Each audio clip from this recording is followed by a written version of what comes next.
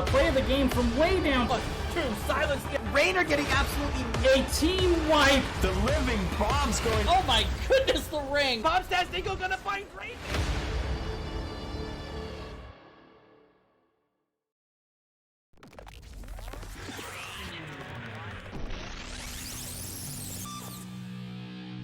Oh, the life finder keeps Maev up. It was gonna be a close thing.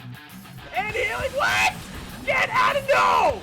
No! Triple stun again. Big flanks coming out from the Blaze. It's a death metal though. Death metal into Oh, the double, my. triple kill.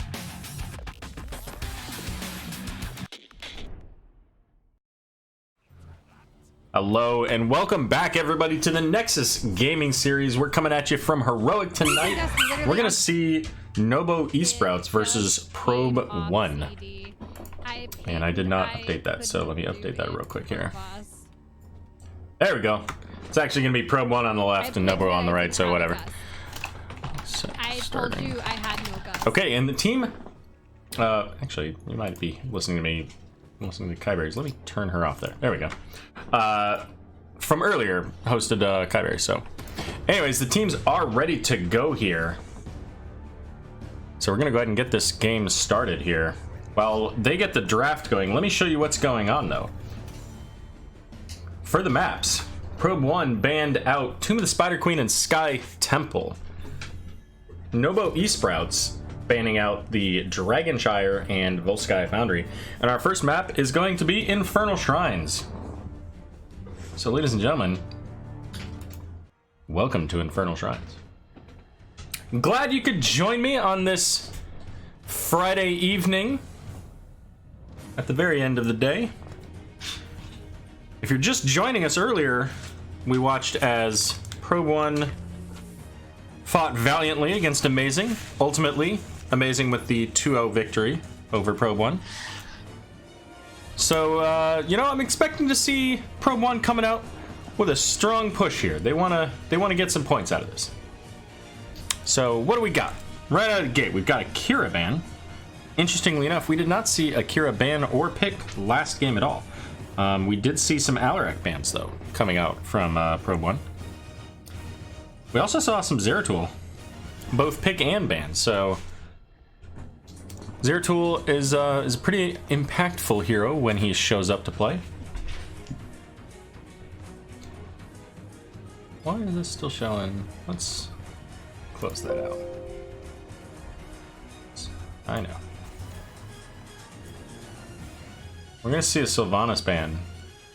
So interestingly enough, earlier they picked Sylvanas here, if I remember correctly.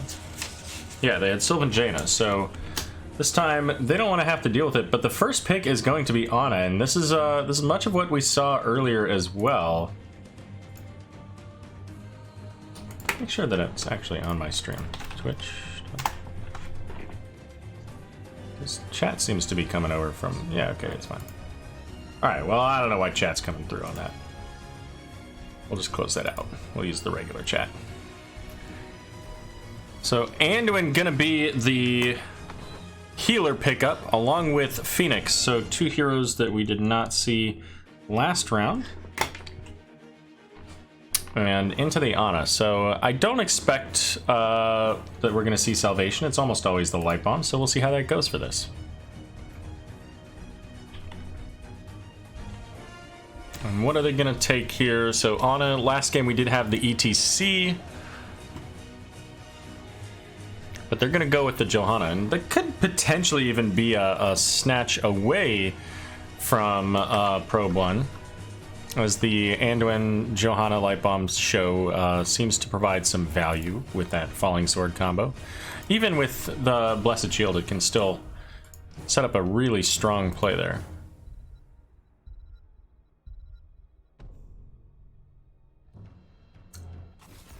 And Kerrigan, so that was another ban that we had earlier. So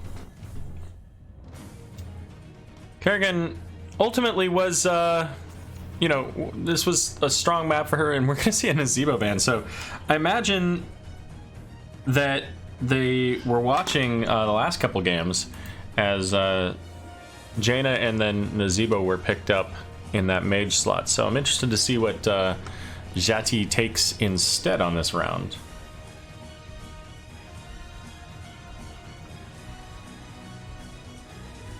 To go along with that Phoenix. So we're going to see some kind of assistance. Probably could be a throw. Oh, there we go. Diablo. Diablo can work.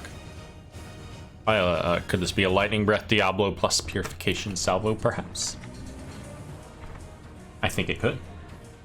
But we still don't see the mage pick, so Greymane and Malthael gonna get picked up there.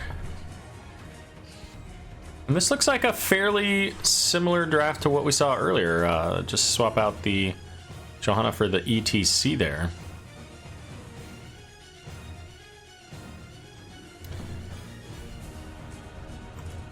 Kael'thas could still potentially work. You do have a fairly significant front line there. Kael'thas also has the gravity lapse. Maybe, probably not a Chromie. Lunara, okay, Lunara, fair enough. All right, let me get these heroes put in. Diablo, Thunderblade, Imperious, and Anduin. Cool, all those people are actually on the team. I like that.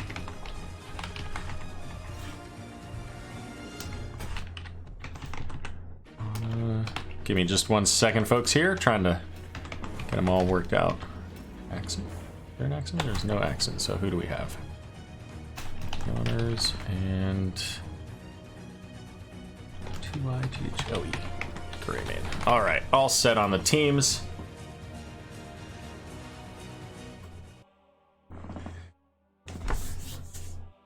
So not a ton of CC necessarily on this. I feel like the CC advantage slightly goes over to the Probe 1 on this, but Johanna's a brick wall, so see which way they go. Let's get these teams introduced. On the left, we've got Probe 1. On Anduin, we've got Perfection. Jati gonna be playing the Lunara. Really on the Phoenix. Thunderblade playing Imperious, and MSB Christie playing that Diablo. And on the side of n0b0 eSprouts, we've got Yonners on the Jaina, Tythel on Greymane, Ray on Leoric, Virtuoso on Johanna, and Bernie Byrne on Ana.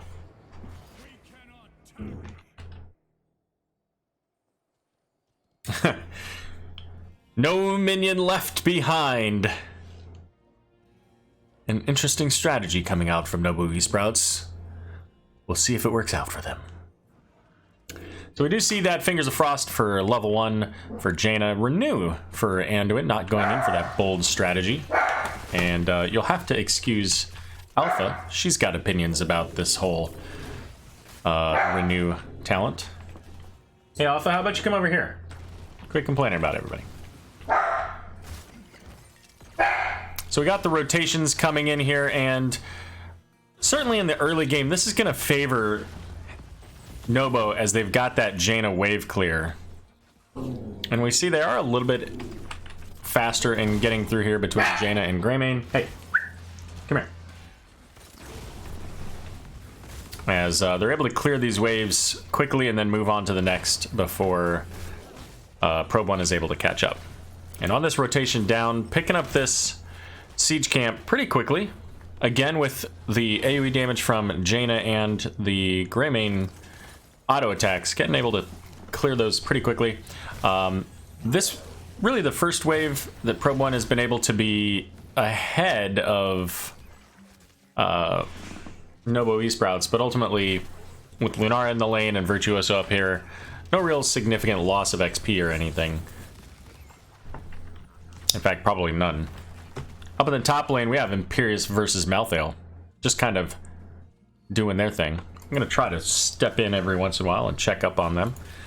But now, with their wave clear advantage, we're going to see them come up into the neutral camp. And Diablo's going to scope this out. Although it doesn't really seem to scope out the Johanna behind. So, really is coming in here. But somehow, I don't understand how just like everybody kind of walked away from the Diablo there, giving Diablo the camp. But Diablo does go down, really is able to warp out, and there is one kill on either side. Diablo versus Jaina. almost a kill there onto the Greymane as well, but Ana able to keep that werewolf alive. Yeah, isn't it, Ryokai? Like, you look at both comps and you're like, hey, this is pretty good. This is pretty even.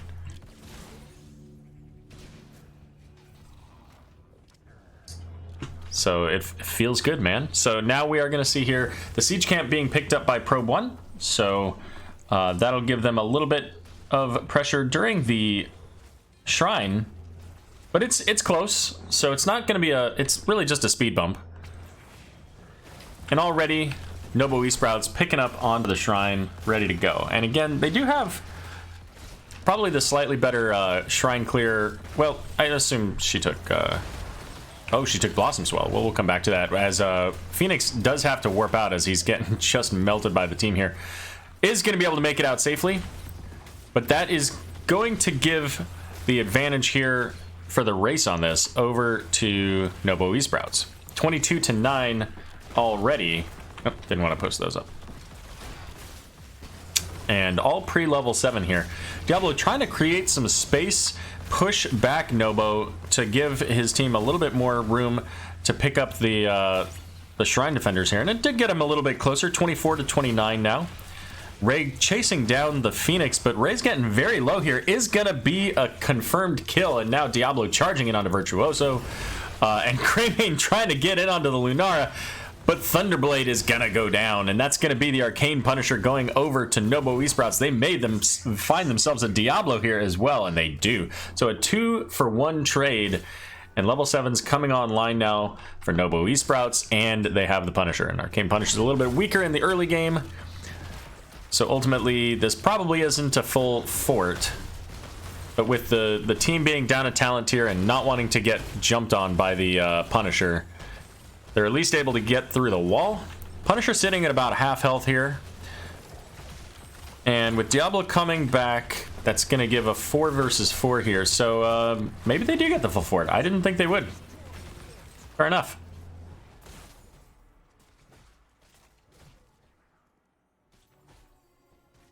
All right, so keeping up with their early game. We've got n0b0 coming over here, picking up their siege camp, keep maintaining that pressure. I expect to see a rotation down into the mid camp here soon as well. Diablo's in mid lane, so with as quickly as they can clear these, they might even be able to do it, but they don't do it immediately. They do, however, get on it out of vision, so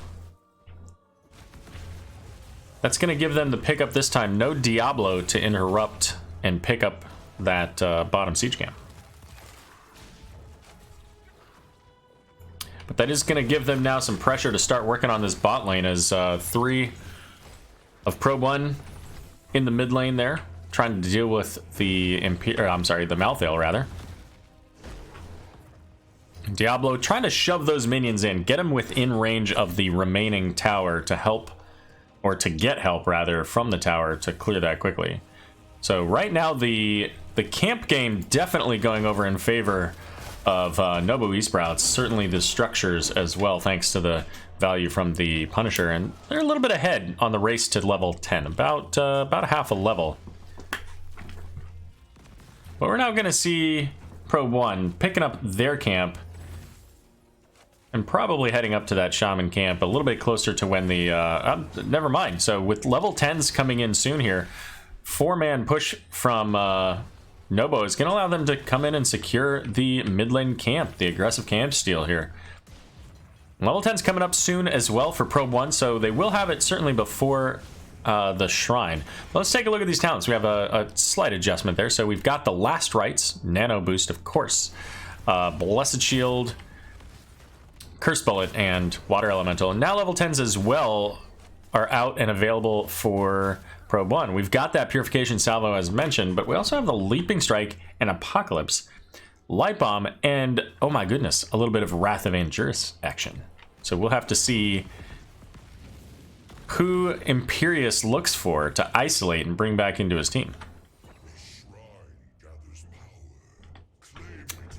And here comes the Mortar Punisher. Bot lane Mortar Punisher, slight advantage overall to n0b0 eSprouts, as they've already picked up that well, and of course the towers. And as mentioned, Probe 1 coming up here, getting the Shaman camp. Knocking that out here right before this this bottom Punisher. They're going to try to get some pressure out of this camp in the top lane while the shrine is going on, while they fight against n0b0 here. And I expect we'll see maybe Malthael's heading up to clear that up. Right now he's just holding an anchor position. But here we go. We've got a split assault here as the charge goes in onto the Malthael. The light bomb coming out. Thunderblade in a bit of trouble there. Does use that Wrath of Angiris to get Greymane. But really it was just a pause button on the damage as he goes down. But Yonner's going to be taken out here by the Lunara. And Tythel also very low. Does get the completed kill coming out from Phoenix. And that is pretty much about a best case scenario for Probe 1. They've got that Shaman camp in the top lane, and now they can even out the Shrine Defenders, probably take an advantage here, as it's going to be a bit before Greymane and Jaina are able to make it all the way down here. And we do see now Malthael coming up to clear out the top. The Shaman ultimately falling to the tower, but it looks like they will get both towers in the top lane as well. And now this Mortar Punisher is picked up by Probe 1, so they're going to get their first attempt to get some siege here in the bot lane. And since that Punisher had a few moments to go through minions, they're going to pick up this siege camp. And then they'll start on the damage on the wall here, with their minions now arriving late to the party here. But there goes that light bomb again. Did hit Virtuoso, but not enough damage to complete it. But the Punisher jumping in does get a couple of stuns there. But it's already down, so ultimately not nearly as much value as n0b0 had gotten on their first Punisher. But it does set them up to be able to get pressure later should they take another team fight and get that success. They can come down and knock this down pretty easily. We see both teams picking up their level... we see Probe 1 picking up their level 13 talents. We see both teams picking up their siege camps in the middle here. And Lunar is going to clear out that bot lane that had mounted. However, Imperius in a bit of danger here. Uses that Wrath of Angiris, but once again, really just a pause button, allowing his cooldowns to reset. But the last right securing the kill onto Diablo, so a 2-for-0, ultimately giving them the kill onto both of the front line and resetting the souls of Diablo. That's one of those moments where, you know, it sucks when you lose a person. It sucks more when you lose 2 because you tried to save somebody.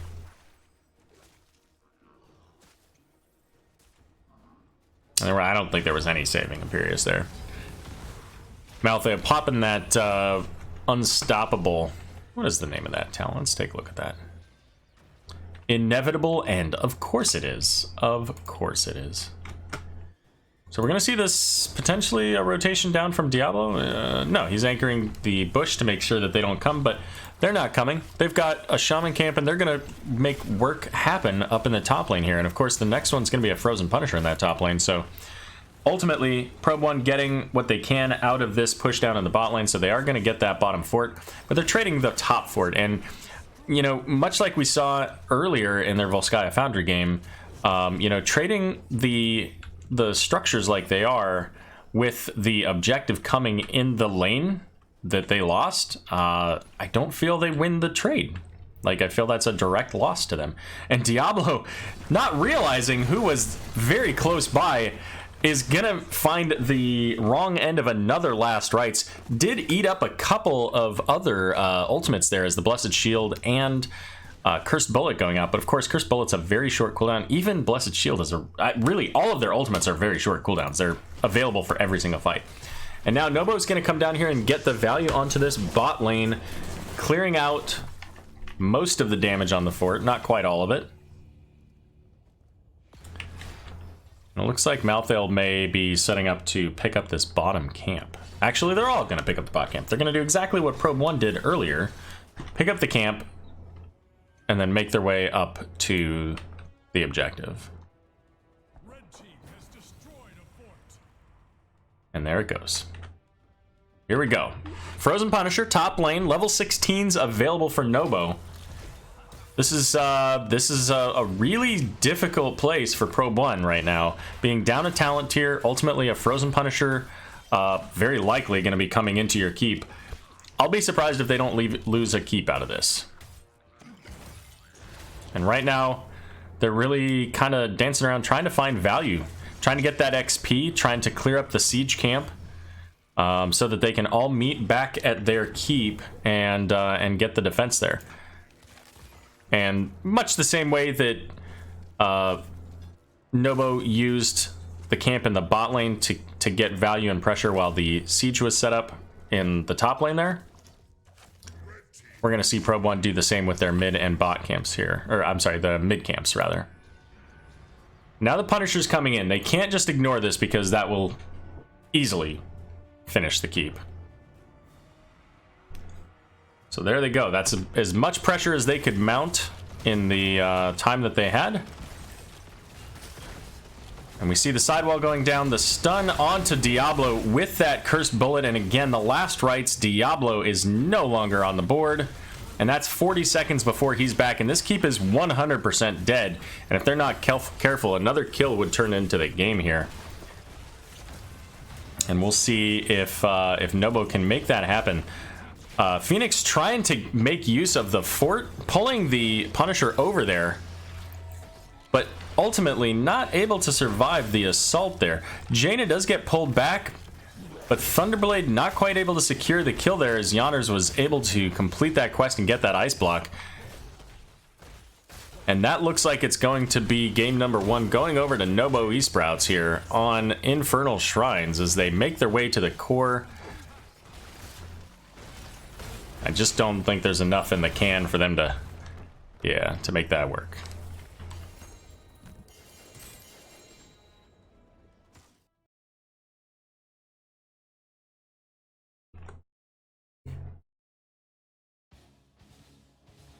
Is this the real n0b0? Right? Didn't you say they were like lowest tier, like bottom tier, like practically Div B kind of level of tier?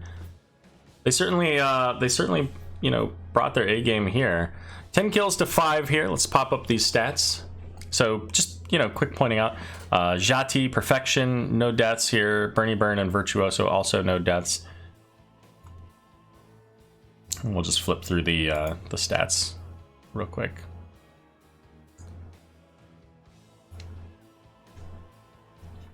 So last time we saw Probe 1 when they lost the first game on Infernal Shrines, they took it to Volskaya Foundry. So we'll see if that's going to be a common theme for tonight, or if they're instead going to maybe look at another map that they're confident in.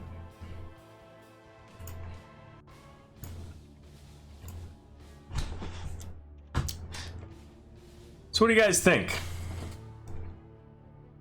It seems like in some divisions, map pick wins more often. In other divisions, first pick wins more often. If I remember correctly, in Div B, map pick won most of the time, or at least most. Maybe it was just that most teams wanted map pick. I don't know. But that's okay. We'll find out where we're going here in just a moment. Let's give them their point. Let's not forget about that. That's very important. And I should probably make note of the draft here so that I don't forget later.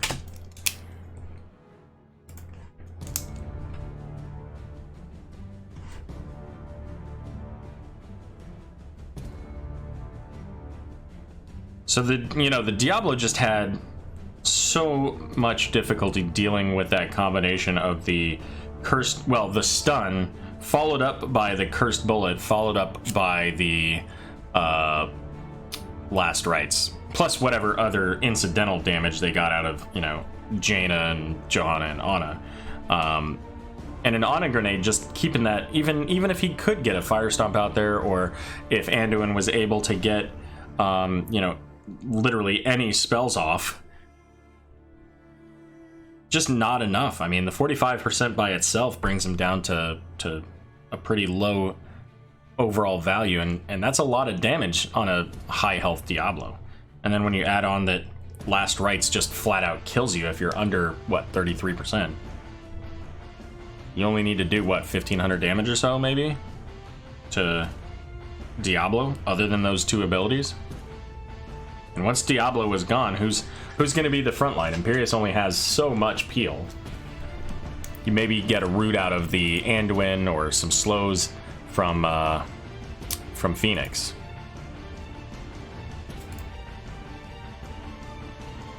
All right, so we've got the teams coming in here. Now we do have a different map.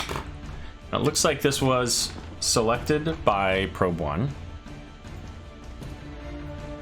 So let's take a look at those maps, huh?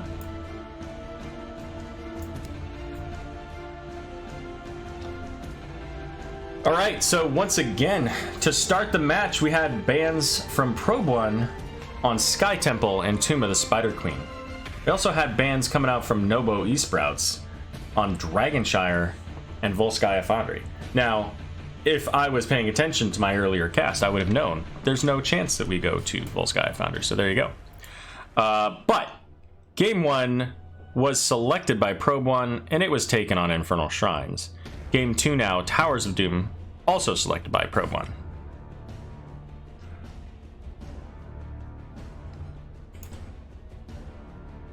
So there you have it. And it looks like, I think we have everybody. Let's just take a look. Timely honors, Bernie, right? Yep.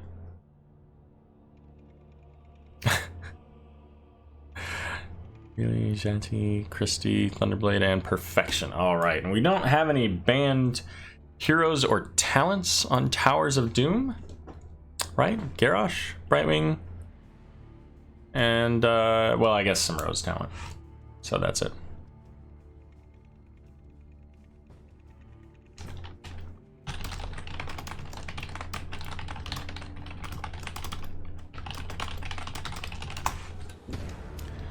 All right.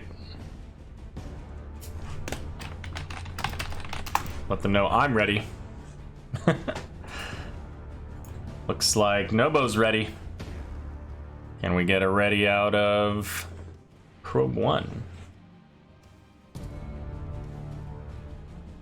Soon. Damn.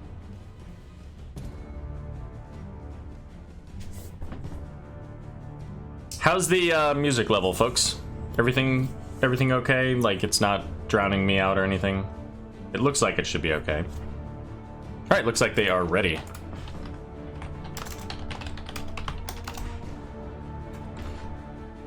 So here we go into the draft.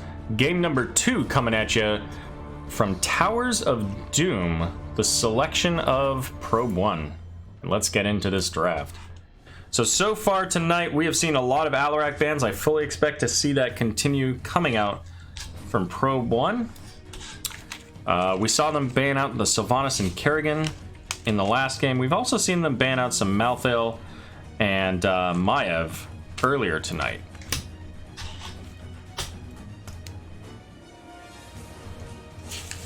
But Kira was the first ban, followed up by Zeratul from n0b0 eSprouts.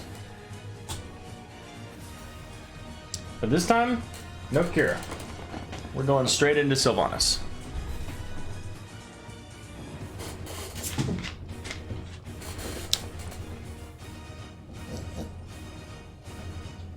So I expect this to be the Alarak ban.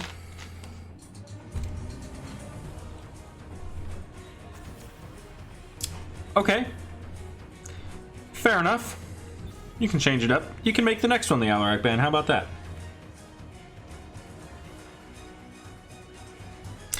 So they banned out Sylv. Previously, they banned out Kira, Zeratul, and Nazeebo. And there's that Kira ban.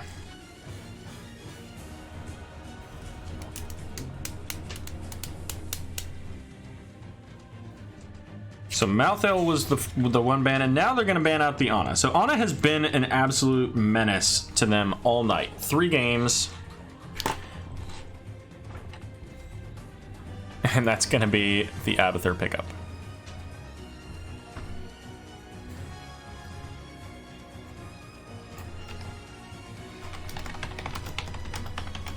Let's see.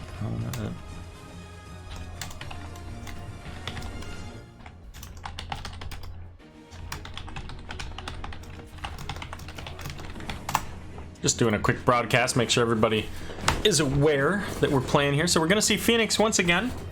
This time we're going to see it with the Rhaegar, however. I should probably change that.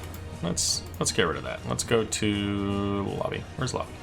Draft? There we go. Draft. And this time, instead of banning the Zeratul, they're going to pick the Zeratul. So Abathur's Zeratul, I hate it. I hate it so much. Start the draft over. I'm having to deal with some bad memories here.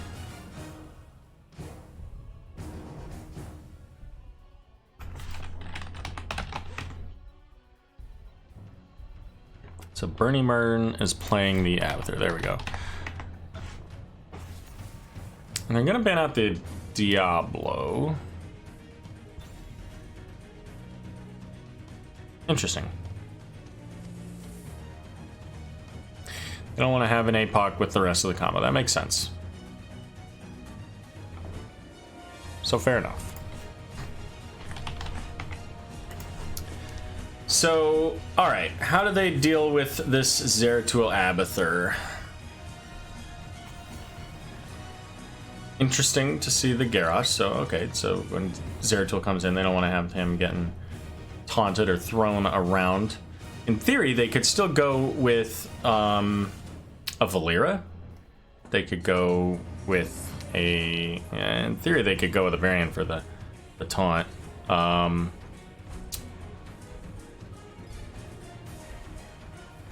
Let's see, what else could they do? Akira's is banned. They're gonna see... We're gonna... Okay, so a Genji n0b0.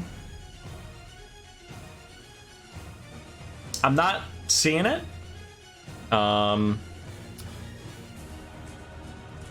I guess the idea is if Zeratul comes in, then they can... I don't know. Just try him, I guess.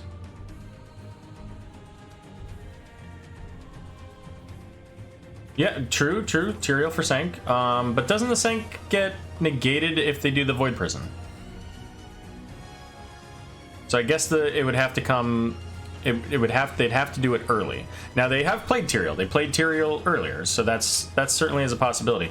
But we're gonna see the ETC being picked up. So, I don't know. I think with the Johanna and Anduin, I see a whole lot of potential combo value coming out from n0b0. I think this is a pretty uphill battle now for Probe 1. But I would love to be proven wrong and have them make this go late and send it to a game 3.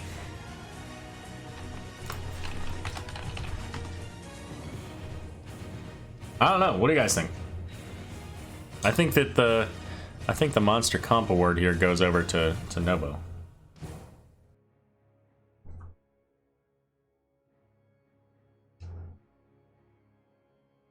So we'll see. If Zeratul can get enough pressure, or if they can get enough value before they have to use the VP, then and force them to use that sanctification early, then I think we're gonna see a lot of dead health bars. But let's get these teams introduced, shall we? On the left, oop, not the core. Oh yeah, of course. On the left we have Probe 1. Christy gonna be playing ETC. We've got Reilly on Phoenix, Jati on n0b0, Perfection on Rhaegar, and Thunderblade on Genji. And on the right for n0b0 eSprouts, we've got Bernie Burn on the Abathur, Tithel on Zeratul, Ray gonna be playing the Anduin, Virtuoso on Johanna once again, and Yanners on the Jaina. So, Pursued by Grace was talking about that with somebody earlier today because we couldn't remember the name of the talent. Gonna be the pickup for Anduin. So no bold strategy for Ray today. In fact, we didn't see bold strategy either earlier. Interesting. Prograk the pickup for ETC, and we are gonna see the Toads once again for Anduin, and the Spike Burst for Abathur. So, interesting setup here. We've got the Phoenix up in the top lane with Zeratul. We'll be interested to see how that works out. If Zeratul's just going to kind of safely soak that, or if he's going to try to go in and engage it all onto the Phoenix. Oh, there it is. He's going to at least push him back a little bit here. The rotation's coming out between these two teams here in the mid to bot. And Siege Camp being picked up. Kind of interested to see, you know, with the n0b0, if they're going to try to rotate n0b0 between these lanes to help stack as much as possible. Or if n0b0 will mostly stay on the bot. And it looks like... Oh, son of a gun. So they do get the kill onto the Jaina there. Tythel trying to get the return kill onto Rhaegar, but it's going to instead be the Zeratul that goes down there. So 2 kills to nothing out of that first engagement.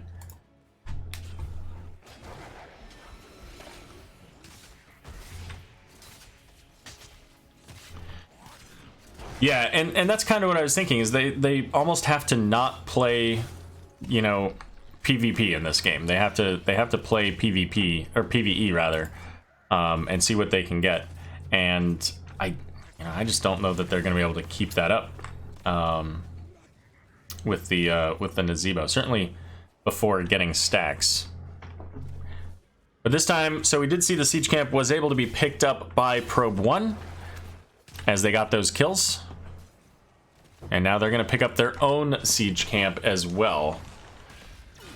So tower, of course, the placement, depending on which Siege Camp you have, and on which side of the map, it determines where they run from. And so since this is the close Siege Camp that they invaded there, they come from above, and so it goes right into the tower. We're going to see the dive in from Genji onto Jaina. I think he finishes this kill. He does. Now can he get out? Now it looks like his team's going to be able to come in and support. So Abathur looks like Bernie's going to be able to pick up the defensive altar here as Phoenix getting pulled off. Zoned out by the Zeratul. So let's watch this here a moment. As with that Abathur hat, really taking a fair bit of damage, having to pull away, and is ultimately not able to channel, but is able to defend it long enough now that Rhaegar is able to pick that up. In the bot lane, though, realizing they were never getting that, n0b0's picking up what damage and soak they can out of this bot minion wave. Not going to be a ton of damage, but, you know, every little bit helps in this.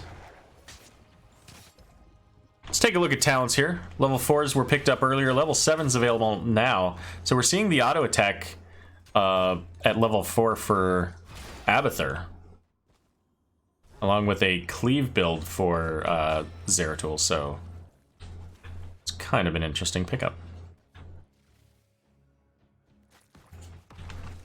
And Zeratul sharking around, might be looking to engage in on this Phoenix, and especially with the Abathur hat. There's the engage Phoenix already at half health.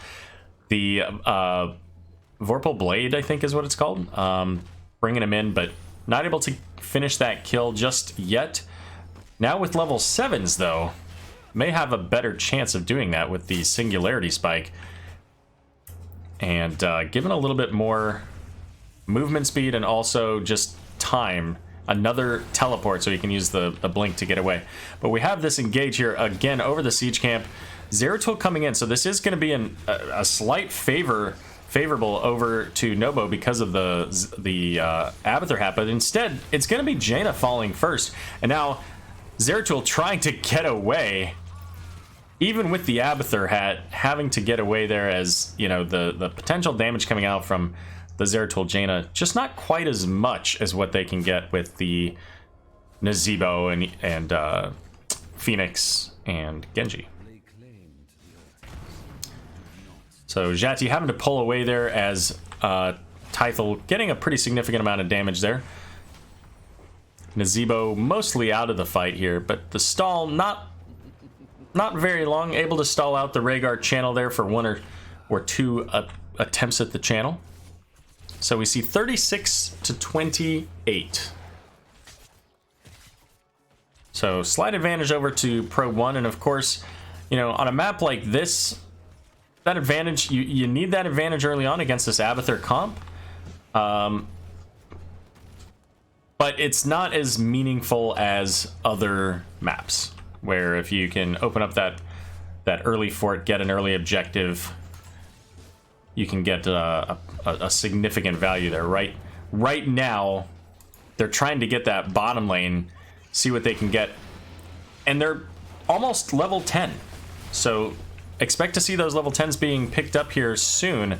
They do have a little bit of a minion wave here, but not a whole lot, so got to be a little bit careful. They also do have, of course, the n0b0. So we've got the Planet Cracker. Okay. We also have Gargantuan, Dragon Blade, and Ancestral. Ancestral being used there on the Rhaegar.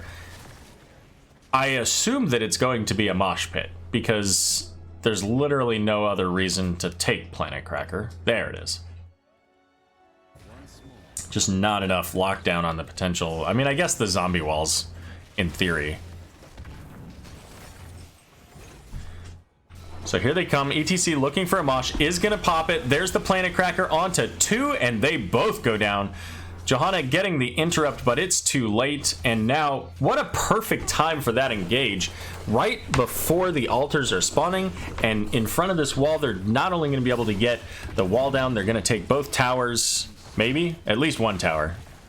We'll see if they get the second one. There's the second one. And that's a huge boon for Probe 1. Level 10's now coming up here for n0b0 eSprouts now, as they've got the Blessed Shield, the Void Prison, of course the clone, which I cannot, monstrous something, Ultimate Evolution, yeah, Salvation, interestingly enough, and the Ring of Frost. So the Salvation does not have a lot of counters from this team. Really, the only one is the ETC, right? I mean, Face Melt, Power Slide, Mosh Pit. That's it. That's all they got. So ETC is going to have to be mindful of that to make sure that he can interrupt the Salvation when they use things like the Dragon Blade. But there's that three-man VP coming into the ring, but Johanna pulling them all in. I'm not sure if actually they were rooted. I think they did get rooted. Salvation did go out there, and the clone was used, but it went down fairly quickly here. Gargantuan trying to get some work done in the back line. Ultimately, he's going to fall, but no deaths out of that combo. That is about the best case scenario that you can hope for if you're Probe 1. Having the VP ring plus the Johanna pull, like, all of those things what happened, and they stayed alive. Welcome, Red. Glad you could join me this evening. It's good to have you here.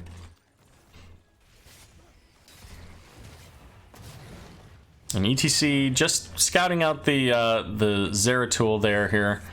So once again, picking up the siege camp, setting it in the bot lane.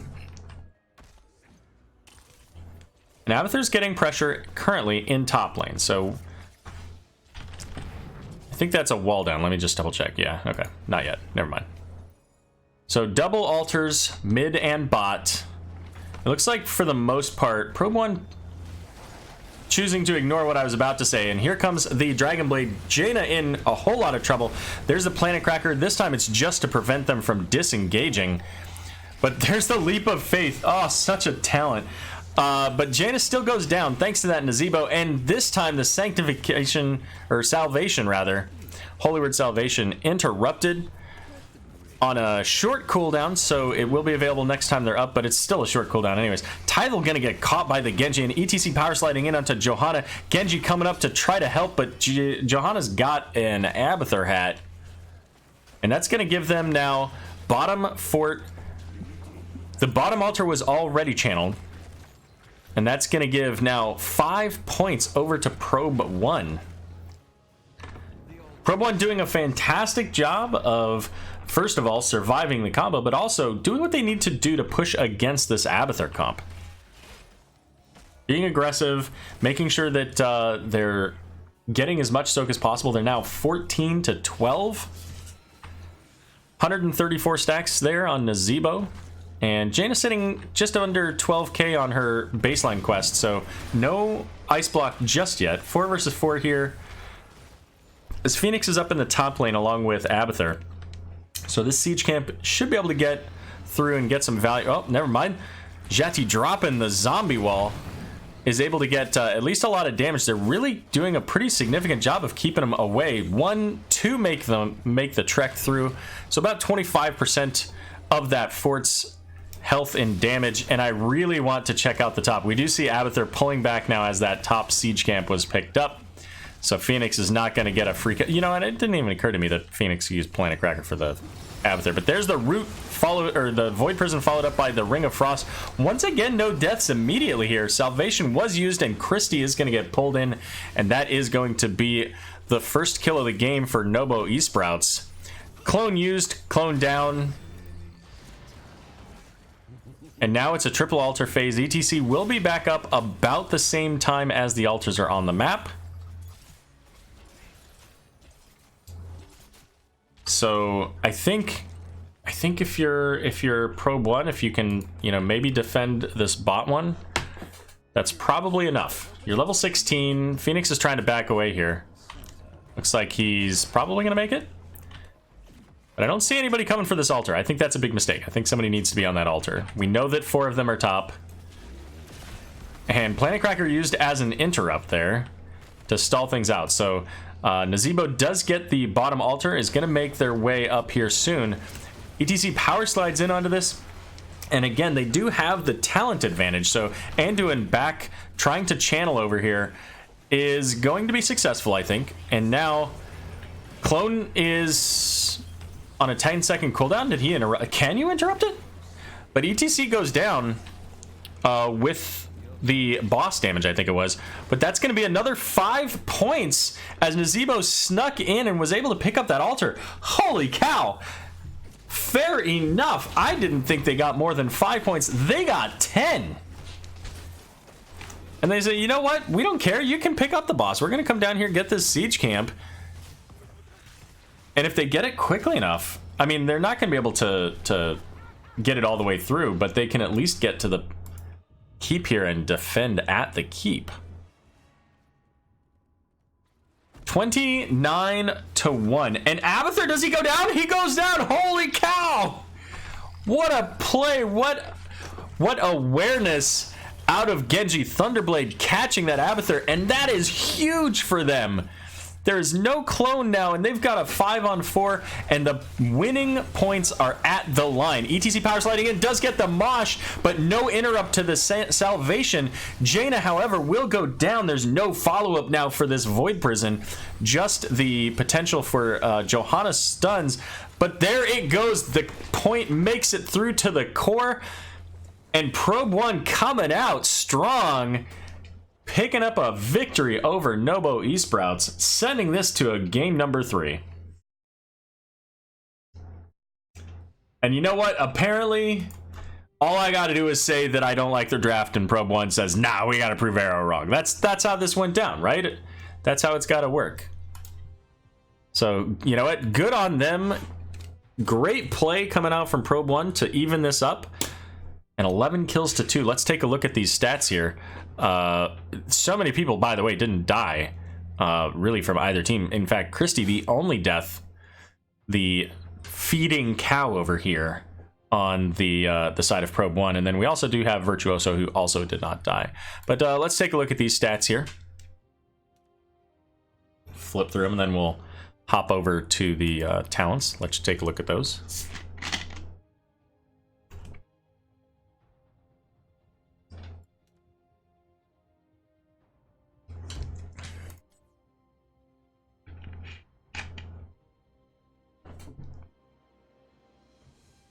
Guess you just counter Wombo with another one. No doubt, Derry. I must have missed that, but just absolutely crazy. And that pick on the Abathur at the end, you know, really sealed it out. Allowed them to get the pressure on there.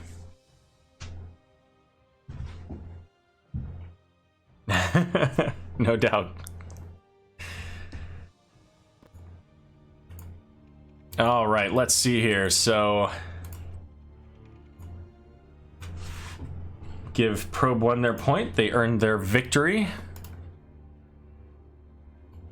And that's going to send it over now to n0b0 eSprouts to choose on their first pick or map pick. So far, both of the maps were picked by Probe 1. So we can't very well say that the team that has been first pick wins every game, or the team that has map pick wins every game, because it's been split.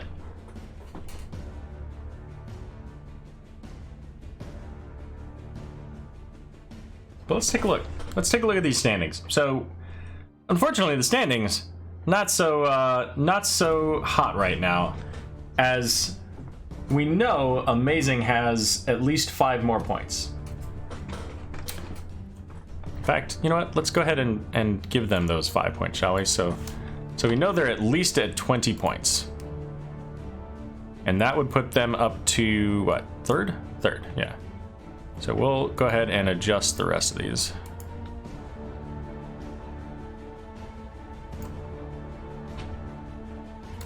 There we go. So with the other potential games, obviously there could be some other adjustments here. But right now, n0b0 sitting at 4th with 19, although of course with that 1 additional point, they would at least tie Amazing if Amazing was sitting at 20 as opposed to 21. It puts them ahead of Archon. Probe 1 also now equal with Dread Pirates. Now, if we take out BBW, let's put them at 11. So that means that Insomnia is at 10, Probe 1 is at 9, Dread Pirates is at 8. Let's adjust those. There we go. So what does that mean here? So Probe 1 ties now Dread Pirates, and n0b0 potentially ties up with who did I say earlier? Amazing. There we go.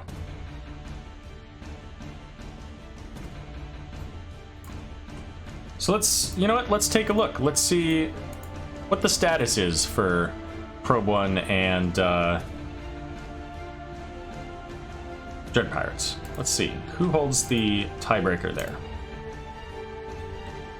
Probe 1 versus Dread Pirates. Where are they? So Dread Pirates has a 2-0 over Probe 1. So Probe 1 would need to win this to break that tiebreaker. Now, as far as Amazing, so they played against CTV, I believe. So let's see. Amazing versus CTV. Where are they? They have not reported yet, so we don't know. We don't know what their points are. All right, so it looks like map pick going over to, once again, Probe 1. It's going to be on Braxis Holdout.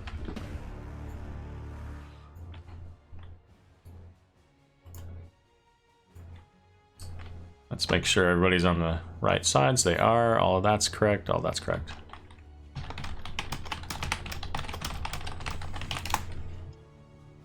So let's take a look at our map history, shall we?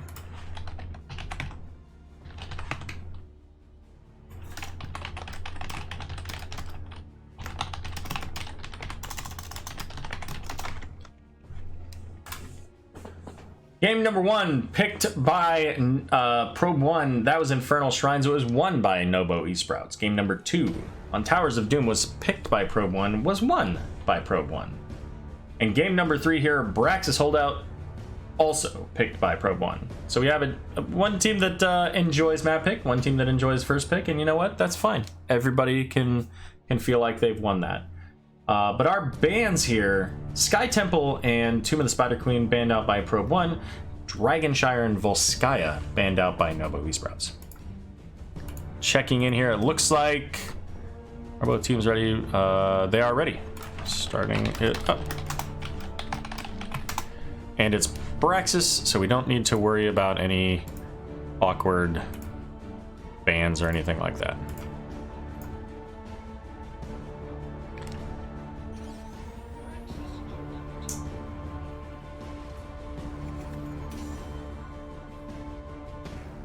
And there we go.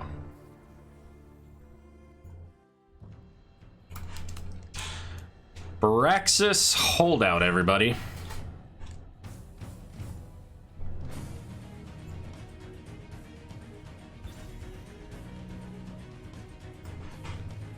So we've seen n0b0 coming out with the Johanna Jaina both games. So it'll be interesting to see if they pick that once again.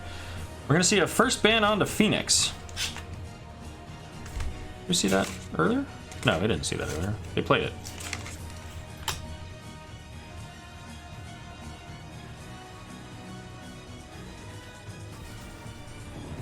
And Sylvanas making its way to the other side of the bans once again. And of course, Sylvanas providing a lot of value with Zerg push here. So, probably good ban. Keeping that out of the hands here of n0b0 eSprouts.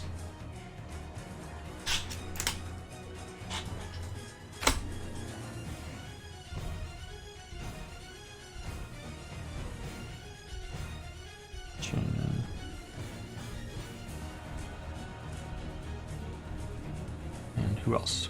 Abathur, that's right. How did I forget? And we're gonna see a Chen ban, so that's an interesting ban. Likely that they don't want their solo laner to have to face Chen.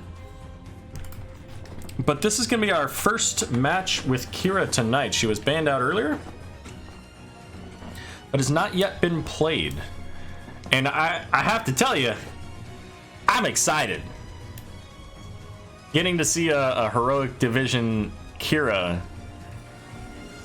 I think this is going to be a fun game. So Genji and Gul'dan being picked up here. So Gul'dan helping out with that Zerg clear. And Genji having the fast rotations. Also a little bit of that boss cheese. Genji, Thunderblade. So what do they pair with the Kira? So, you know, I've seen a fair amount of Uther with Kira. They probably don't want to see a Garrosh with Kira, so they might ban Garrosh if they're not going to take him. So we're going to see the Ana again, followed up with the Diablo. So a little bit of a different style with the tanks here.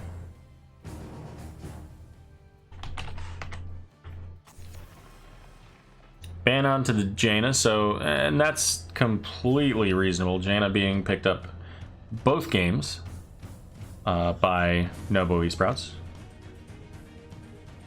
So forcing Yonners to flex a little bit, get into something else here. It also works with the Diablo combo. And having the nano boost onto Jaina can cause a lot of problems too. ETC is gonna be the ban, the final ban of the match. And that's going to send Christie on to something different. So, no Diablo, no ETC. Rexar going to be the pickup, and it's what I thought it might be with the Chen ban there. So, going back to the Johanna for Christie. Not in this game. I think she played it earlier. I'm assuming Christie's I don't know. They played it.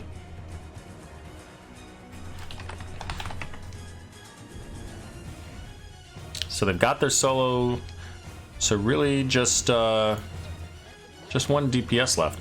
So Junkrat and Imperius are going to be the pickups here. So Imperius for that solo lane, Junkrat for the poke.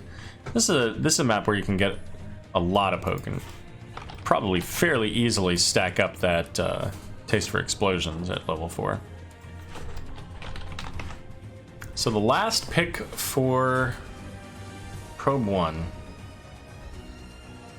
I don't know what I expect to see from them on this. Right, a healer, of course. So going back into the Rhaegar. Rhaegar was pretty instrumental with those Ancestrals in keeping the pressure off of the team, ultimately allowing them to survive some of those picks. Some of those wombo combos.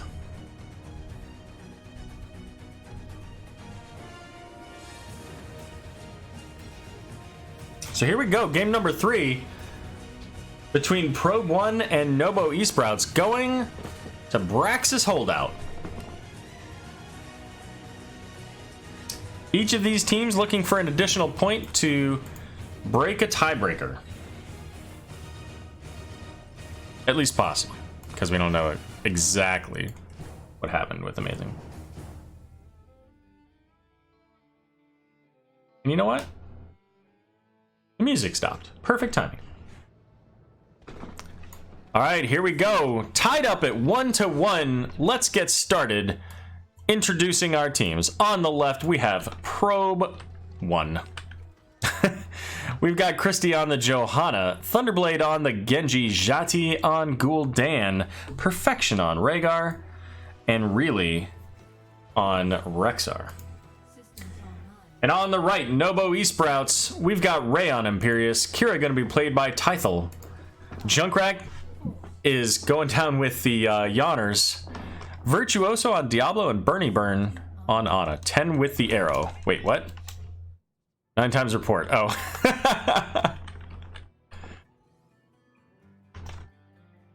Hashtag not my portrait life.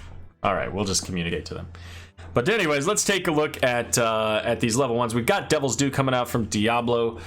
We have the quest talent from Kira here as well. So that change to the quest talent went from 125 stacks required to 200. I guess not stacks, but counters, I guess. Well, let's watch this up here. As Rexxar making use of Misha to keep Kira away for a moment there. Did get pulled down to about half health there, so using that early tap. But that'll be back up partway through the objective pickup. The rest of these talents, pretty much standard, I think. I don't think there's anything in there. I guess maybe the Rhaegar talent is a little bit unique here, going Colossal Totem, the extra range and radius.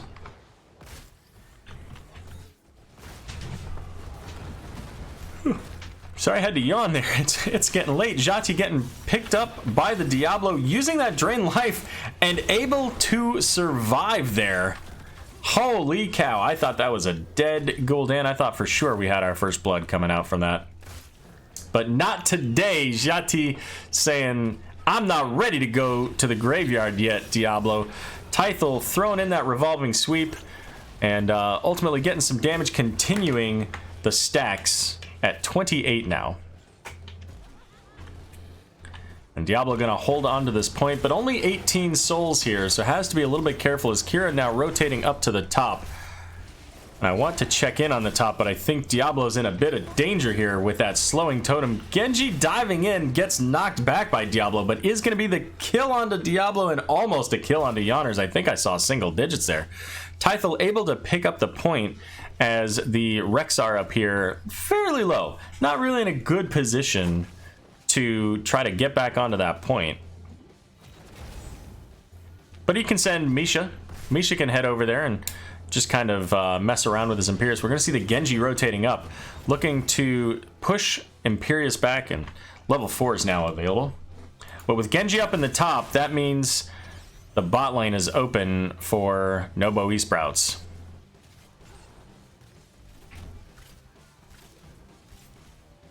So, I don't know, guys. After that last game, I'm hesitant. Who do you think has the advantage in this draft? I think both of the drafts here, ultimately, I feel like they're pretty even. They've got relatively decent wave clear. They've got, you know, 2 kind of rotating gankers, so we'll see how it turns out. And in fact, the rotating gankers hanging out with each other just outside of vision there. Almost as if they were both going to do the same thing, but the flip onto Gul'dan there. There's a concussion mine, so they gotta be a little bit careful, but the body blocks coming out from Rhaegar on Johanna doing some work, allowing Genji to swift strike in and get the kill onto Diablo. Diablo not having a good night tonight.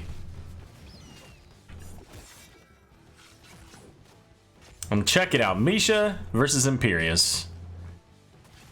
Eventually, Imperius wins this fight, but it's gonna take some time. Now Ray making his way up, trying to get some damage onto those minions, maybe catch some soak here. But we're gonna go ahead and head back and check out the rest of the teams.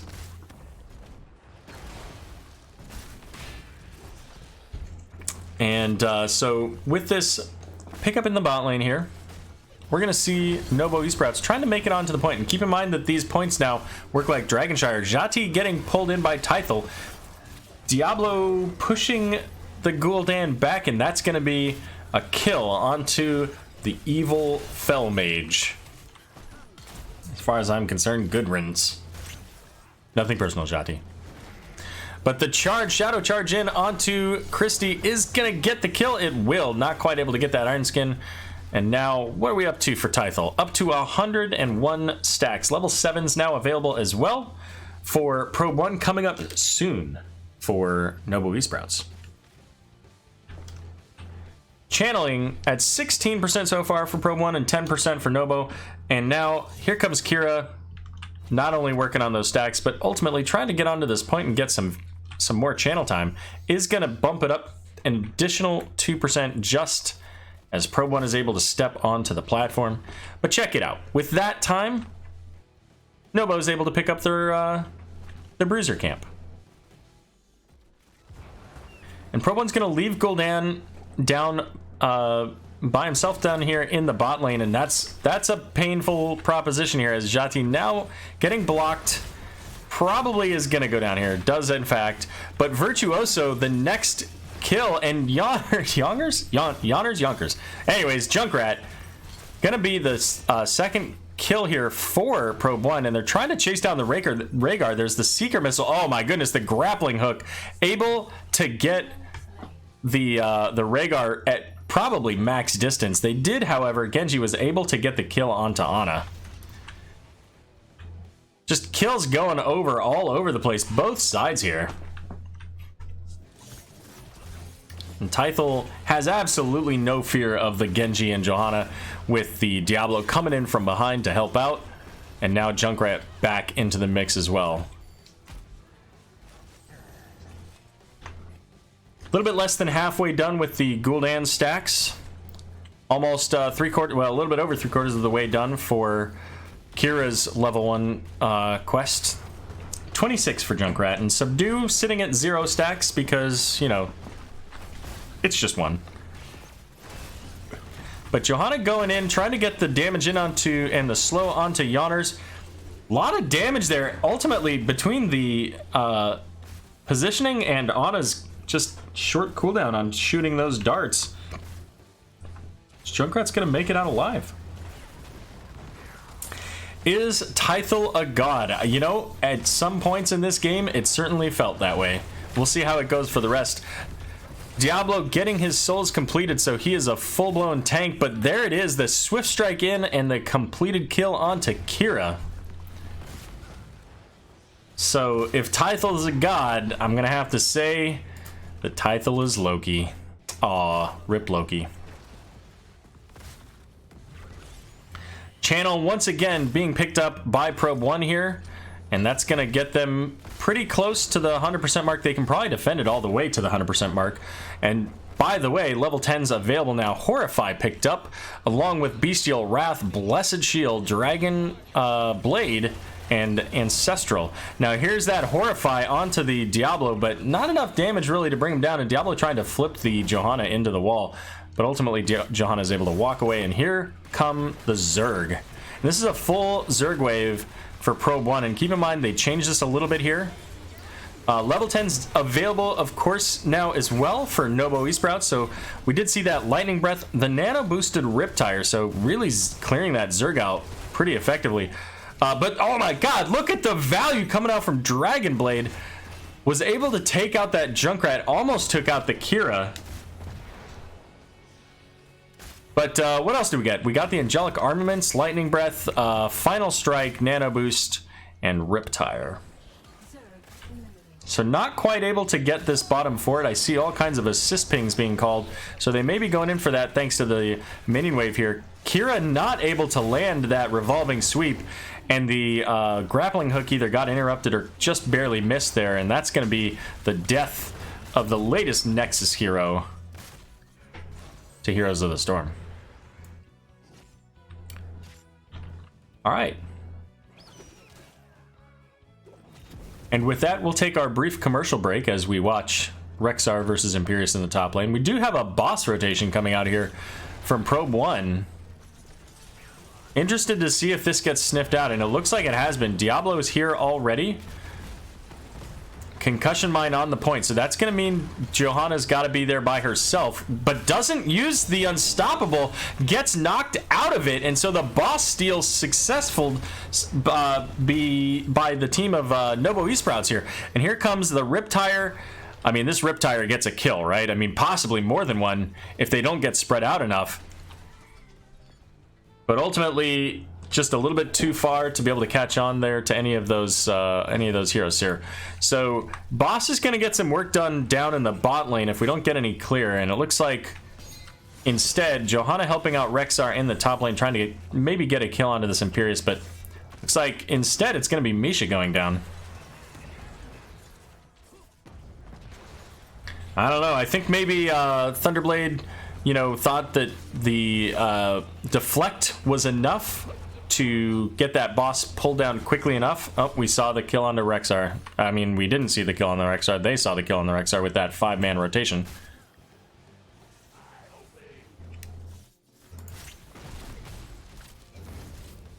So good play, solid play from n0b0 eSprouts to take advantage of what they could, steal away the boss play in the middle there. Also get that rotation up onto the Rexxar here. Christie getting caught, had the negative healing, but was able to walk away because Johanna things.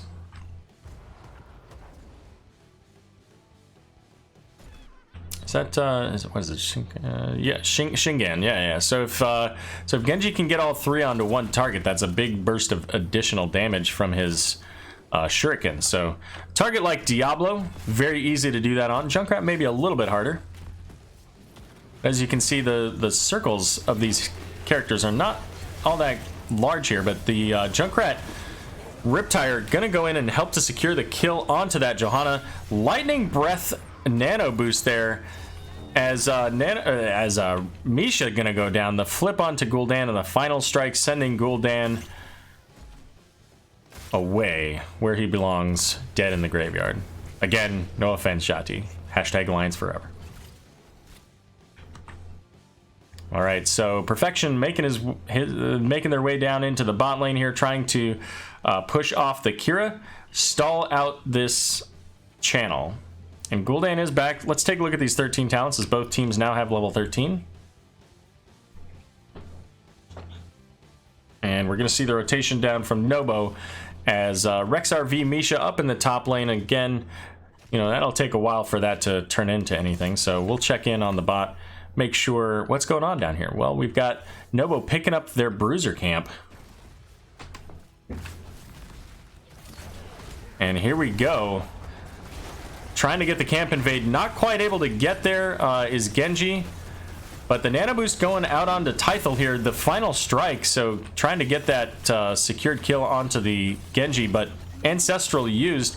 Instead, it's going to be the kill onto Johanna, as no Ancestral available to keep her alive, and she was in an unfortunate place at that point. But we are going to get the channel started for Probe 1, a little bit over a third of the way there, and 30% so far for n0b0 eSprouts. But with Kira coming up, this could very well, I was going to say, it could turn into a kill onto the Rexxar. Oh, so close. That revolving sweep was right at the edge of his tattered cloak. But with this bot camp, this bruiser camp, we're going to see this bottom fort going down. And that's going to equalize the bot lane pressure, except for the fact that bot lane is now where the red Zerg wave is going. And that's going to go into that keep wall for sure. And it's going to be a pretty healthy Zerg wave. So Probe 1's going to have to get this defended soon. And they do stall it out at 74%. So they're going to have to make use of that Gul'dan and really bring that Zerg wave down. Or it's going to get into the keep wall and potentially even a keep. Whereas the n0b0 eSprouts only have to defend at this fort. So they've got a lot more open space to work with there. Coming up on 16 soon here. Neither team there yet, though.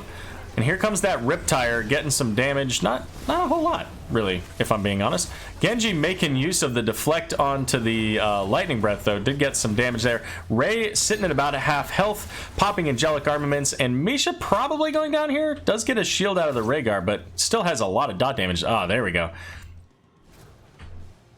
So n0b0 now gonna have to come down and clean up the bot lane, as there's a siege camp and a catapult.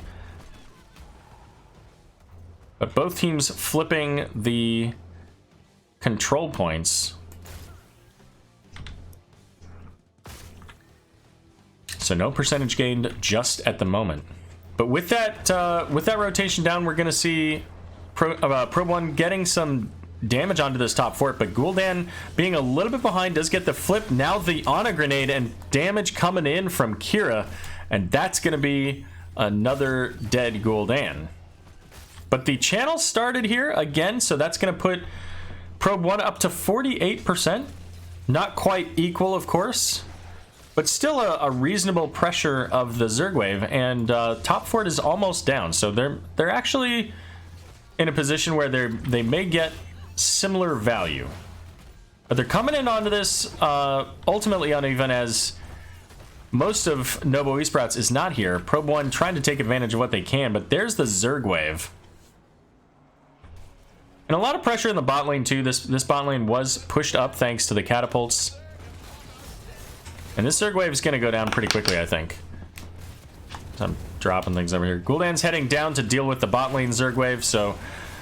Wow, getting caught in the Zerg wave. Kira just gets eaten alive, and now here comes the Dragon Blade, using that deflect, getting the kill onto Imperius. Dragon Blade, I'm sorry, Lightning Breath instead, getting the kill onto Johanna, so no tank available for Probe 1. 2-for-1 trade, however. They do get the fort, but Gul'dan in the bottom trying to slow down this Zerg wave. And keep in mind, drop pods do come in every so often as well, so additional minions could be making their way onto the map. In fact, there's a drop pod right there of 3 additional minions. Eventually going to be cleared out by the actual XP minions. So I'm interested to see if we see another boss play here. I wouldn't normally expect it. There's not a lot to do on the map. Looks like just both teams scouting that out, making sure that they know that the other team is not there, and picking up their bottom lane camps. And once again, both of them kind of looking at the boss here. They know that he's here. Like, it's happening. They know, Diablo knows that Rexxar is nearby, and Rexxar, I believe, actually had vision of Diablo as well. So now check this out. Johanna deep in the red health bars here, but is able to just pretty much walk away. But nano boosted Lightning Breath coming in. Here comes that Riptire again, looking for perfection. Does land, but doesn't get the kill here. Johanna, however, again, very deep, and the Horrify not quite close enough to be able to disperse n0b0 eSprouts, and ultimately that's going to be a 1-for-0, and that is going to be the boss rotation, question mark? It looks like they were thinking about it, but ultimately they're going to get their siege camp at least first, if not instead. Lord Wololo, welcome to the stream. Hope you're enjoying your popcorn, because this has been a bit of a crazy matchup here. And Wes, US, thanks for the follow, appreciate it. Hope you're enjoying the stream. All right, with the siege camp here, doing what I said earlier, taking structures, because structures are permanent. They don't need a boss for that. They've got a siege camp, and the siege camp provides that armor penalty even to structures. So here's the dive in onto perfection. The ancestral does go out there. Jati getting caught by that final strike, but not low enough for it to kill. But holy cow, the angelic armaments just melting the health of Gul'dan there. And that's like a full mirror ball strike coming out from Li Ming with the angelic armaments. It is so much damage. And once again, Johanna in deep onto this team. For members of n0b0 are nearby, but that's going to isolate the Imperius, and that's going to be a kill that they do get from that. The Horrify goes out, only hits the Kira here, but again, big damage coming out from the Lightning Breath. Kira throwing out that Carnage, getting some additional damage as well, some damage over time. And this is a 5v4, both teams pretty even in XP. There's not really a significant advantage on the race to 20. But Johanna wanting to continue this, at least pushing the team back, as we do see Genji make that rotation into the bot lane and get this channel started.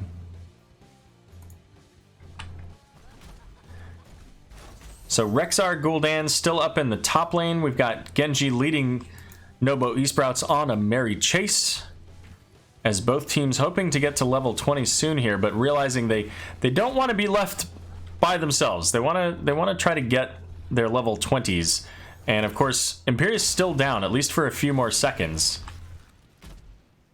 Kira making the rotation up into the top lane to try to get that channel stalled.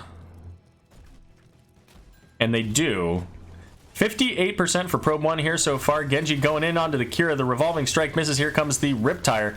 Tythel is able to make it out alive, and ultimately that, well, there you go. Level 20's picked up, and the deflect already completed there for Genji. So that, oh my goodness, that is going to be a whole truckload of damage in a Lightning Breath if he can stand in that for long enough.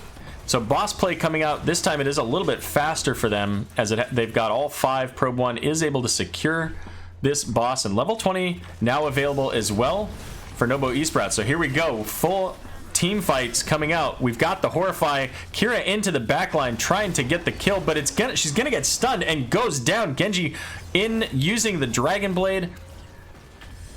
The kill onto Misha. There's the Celestial Charge onto 2 Perfection, trying to get away, just missing the Angelic Armaments though. And it looks like Probe 1 is able to make it out fully intact with only the 1 kill onto Kira, but this boss in the top lane is now going to be of significant issue for n0b0 eSprouts. And it's going to allow then Probe 1 to get the value. They're going to pick up this Siege Camp, and now with a Zerg Wave and a Siege Camp that provides negative armor, this keep is all but dead in the bot lane. At 20 seconds until Kira's back on the map. All right, the boss is dead in the top lane. A little bit of a way to go for the Zerg Wave coming out from n0b0 eSprouts. Oh, and by the way, as if the siege camps weren't enough, there's also catapult pressure here. So here comes the Riptire. Getting some pretty minimal clear. Mostly got the minion wave there, the smaller minions. Even the final strike, trying to get that AoE damage. Taste for Explosions was completed there by Junkrat, so that's pretty significant value. Diablo charging in onto the Rexxar. Looks like Rexxar's gonna pop that Feigned Death, the Horrify going out to keep him alive. Ray deep into the back, though, is gonna get caught by the Genji and goes down. And look at the deflect into the Lightning Breath. Pretty decent damage, not quite as much as I maybe thought it would be, but still pretty significant value. And it's gonna be Probe 1 with the help of that Zerg Wave and the Siege Camp completing the game and winning game number 3 on Brax's Holdout.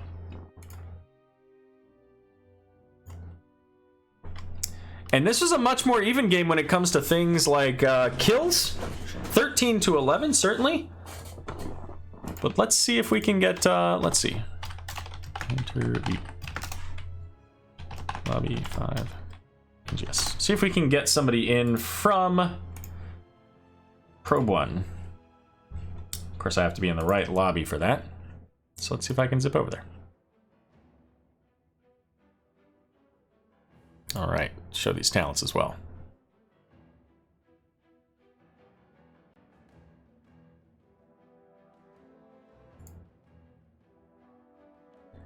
Hello. Ah, hello and welcome, really. It is really, right? Like, I'm not saying that in some... Okay, Yeah, like it's not like rely the or... word really there. I figured as much. Congratulations on your victory. Yeah, thank you. That was a pretty fantastic set to watch. Of course, we've been together for now 2 matches tonight. Yeah.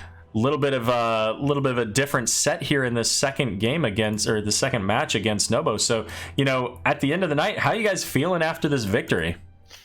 Really great, I would say. The last match was really like a gumball. We decided to try with the Braxis setup and the Rexar thing in the top lane, because we are not used to do this.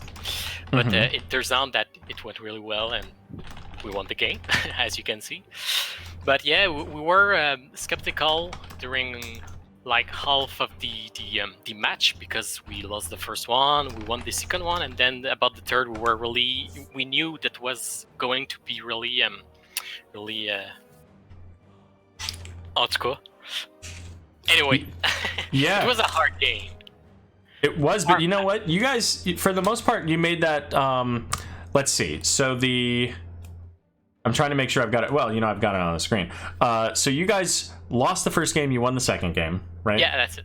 And that second game on Towers of Doom. By the way, you guys made Towers of Doom look like it was your home turf. I mean, 29 actually, left on your core.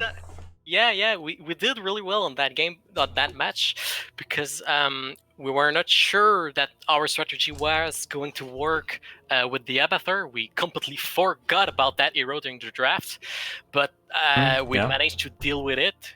Fortunately for us, our combo with the actually our strategy was to put Phoenix in the top lane and use the Planet Cracker to make a team fight, even if Phoenix isn't there.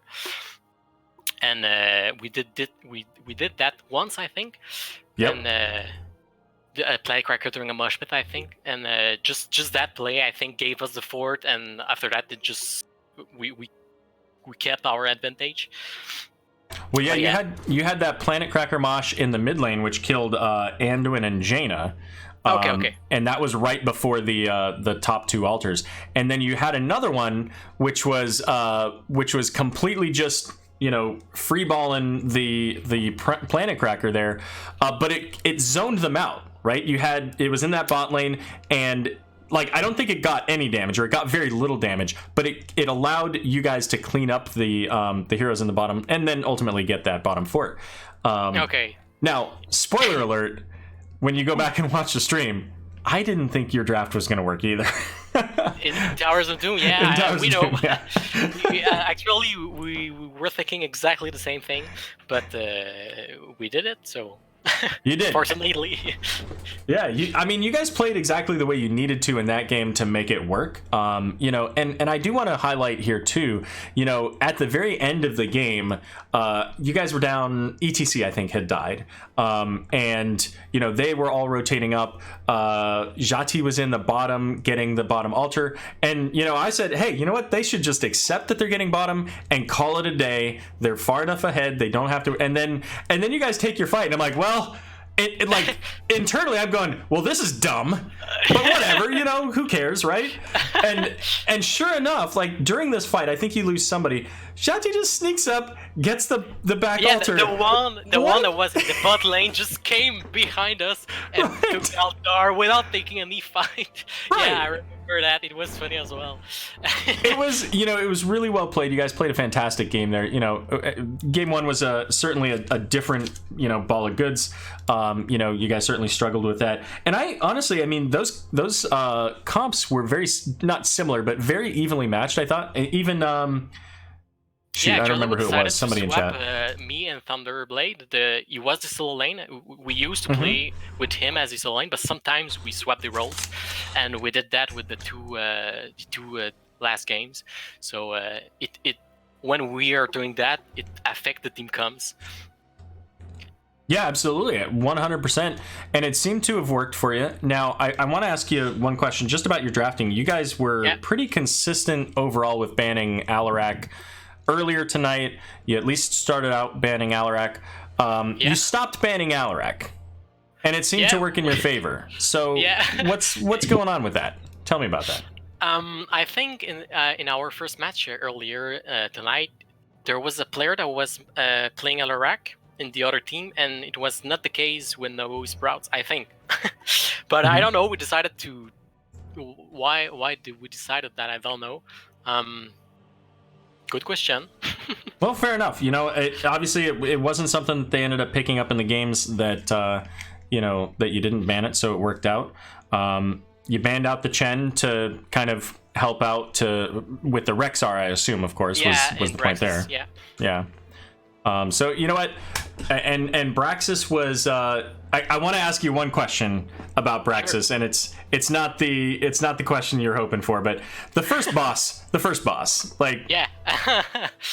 So what's going on there? How does that, Well, like, when you make that call, they're close by. Like, you may not be able to see it, but we know, of course, because we can see all, because, you know, we're gods like that, right? I'll try So to what was answer happening my there? best, but unfortunately, I was just holding Imperius the whole time because I was Rexar, so I don't know what happened exactly. Oh, fair. That's fair. Yeah. But I think